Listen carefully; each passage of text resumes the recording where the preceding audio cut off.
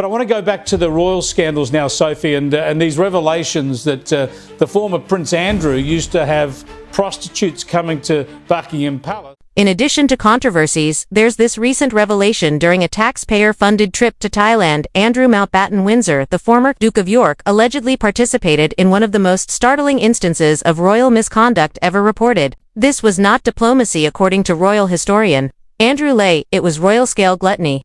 If accurate, 40 women, an opulent hotel, and a week could be the most egregious misappropriation of public funds by any contemporary king.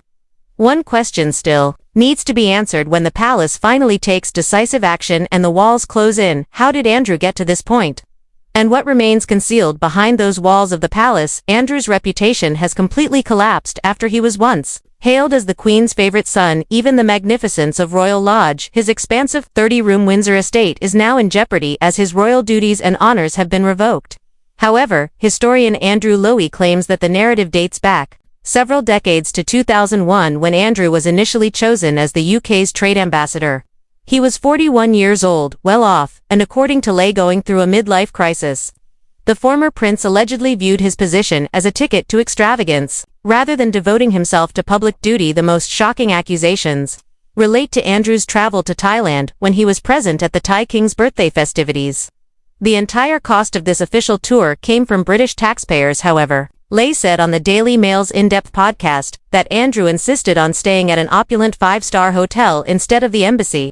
He presumably followed this pattern on almost all of his travels, adding to full weeks of private time to his official agenda. Then the startling information was revealed. According to Lowy, 40 ladies were paid to spend just 4 days in Andrew's hotel suite. He claims that it has been confirmed by several people, including a member of the Thai royal family and a Reuters reporter. And now there's these allegations that he had prostitutes in at Buckingham Palace and that his late mother did know about it. And these reports emerged from the author of the new book entitled Andrew Lowry, a British author and historian who I spoke to in detail. Lowry claimed that Andrew had no moral limits. He had a complete sense of entitlement. He allegedly exploited his position as a trade ambassador for his own amusement and financial gain rather than the good of Britain. He allegedly combined economic transactions with personal interests while traveling for the government, all under the pretense of official diplomacy. Apparently, Charles, the Prince of Wales at the time, had cautioned against initially assigning Andrew to the position. Hell, just play golf and pursue women, he reasoned, and history seems to indicate that he was correct. The most unsettling thing, according to Lowy, is that royal employees, aides and diplomats were either too scared or too devoted to stop Andrew's actions. He had a reputation for being irascible, demanding, and completely unreceptive to the word no. According to those who worked under him at the time, he believed that holding public office was a personal privilege, one who made it difficult to distinguish between self-interest and public service. Additionally, he allegedly took advantage of every regal privilege that came with his position behind closed doors. However, the scandal extends beyond personal excess. Leigh claims that Andrew exploited his role as a trade ambassador to further his own and his close allies' financial interests. According to reports, one businessman, David Rollins, benefited from Andrew's access, obtaining meetings, and even a Middle Eastern banking license as a result of Andrew's involvement. Government archives still have documents that describe these travels and transactions. Bears. He has like 40 teddy bears that have to be assembled and arranged perfectly.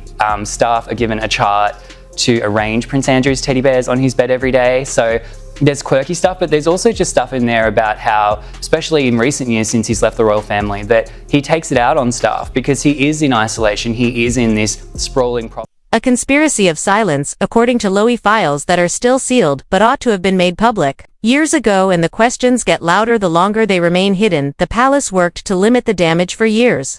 Quiet warnings, short-term suspensions, and feeble attempts to keep Andrew out of the spotlight were all part of the process. However, things have changed since then. In a decisive move, King Charles has officially ordered Andrew to leave Royal Lodge and stripped him of his last royal honors. He indulged in other things besides the vacation to Thailand. Staff observed a constant stream of paid prostitutes being carried straight to Andrew's top-floor hotel suite during his 2010 taxpayer-funded trip to Hong Kong. The charges are all the more explosive because of Andrew's official status, the public nature of the visit, and the fact that British taxpayers were footing a substantial portion of the tab. Even though anything involving organized procurement is legally allowed in Hong Kong, Andrew's hectic itinerary of business meetings, bank visits, and high society dinners around Hong Kong and mainland China in the weeks prior to and following the claimed occurrence is confirmed by the court circular. However, aides interviewed for books and videos claim that his private behavior was a well-kept secret behind the scenes. The larger pattern that these accusations fit within makes them much more harmful. Lay presents an image of a guy motivated more by compulsive sexual habits than by diplomatic focus, and former employees have long recalled a rotating door of women visiting his rooms on international visits. The scrutiny is only increased by the financial aspect. According to investigators, Andrew spent around £4 million on travel and lodging during his 10 years representing the UK overseas, with some individual journeys costing more than £90,000. In light of this, allegations of dubious connections with influential people in China present a very unsettling picture of a senior royal using official overseas missions as personal playgrounds with the general public footing the bill. What now? According to people close to the palace, Andrew is holding on to what little he still has, refusing to acknowledge that the monarchy has moved on. Without him, he remains obstinate. According to reports, he spends his days alone, solitary and further disconnected from reality. According to one insider, he has spent the entire day playing video games while locked up in Royal Lodge. Friends claim he is resentful and holds everyone else responsible for his demise. However, Andrew's days of protection are finished since the monarch has run out of patience. There won't be any more cover-ups, secret agreements, or preferential treatment. A man whose entitlement and conceit eventually overtook him. However, the controversy itself isn't the most terrifying aspect of this tale. It's the quiet, because this didn't occur in a Hoover, according to Lowy. It was a part of a larger culture of extravagance, secrecy, and unbridled privilege that no one dared to challenge. In the near future, more bombshells might be dropped. The monarchy must demonstrate that even its most privileged members are subject to accountability if it hopes to endure in this day and age. Public service, royal romance, and ceremonial obligation are no longer central to Andrew's story. It's about a man who thought he was exempt from the rules and a system that allowed him to think that. For far too long on the international scene, he once represented Britain. He now stands for everything that the monarchy must abandon if it is to survive at all. Respect has already been lost, the title is gone, and the house comes next. This is hardly a setback for royalty, it's the total destruction of a heritage. What do you think then? Was it inevitable that Andrew would fail should the palace reveal the whole truth by opening the trade envoy files? And does he deserve to be a part of royal life once more in light of what we learnt? Please share your opinions in the comments section below. Remember to subscribe, like, and share.